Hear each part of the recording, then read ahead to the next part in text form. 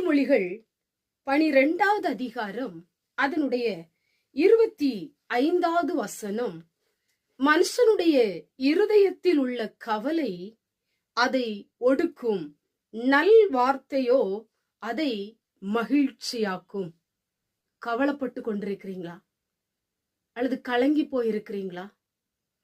கவலை நிமித்தம் உங்க இருதயத்துல சந்தோஷம் இல்லையா? கவலை நிமித்தம் சமாதானம் இல்லையா? கவலை உங்களை அழ வைத்துக் கொண்டிருக்கிறதா? எதை குறித்தும் நீங்கள் கவலைப்பட வேண்டிய அவசியம் இல்லை. எதை குறித்தும் நீங்கள் சோர்ந்து போக வேண்டிய அவசியம் இல்லை.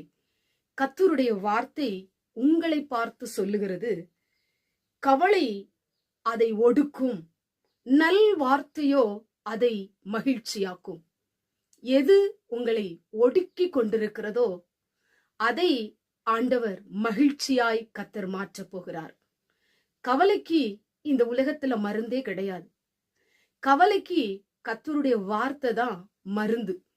ஆண்டவர் உங்க வாழ்க்கையில இருக்கிற எல்லா கவலைகளையும் கர்த்தர் அகற்றி உங்களுடைய இருதயத்துல ஆண்டவர் மகிழ்ச்சியை கர்த்தர் கொடுக்க போகிறார்.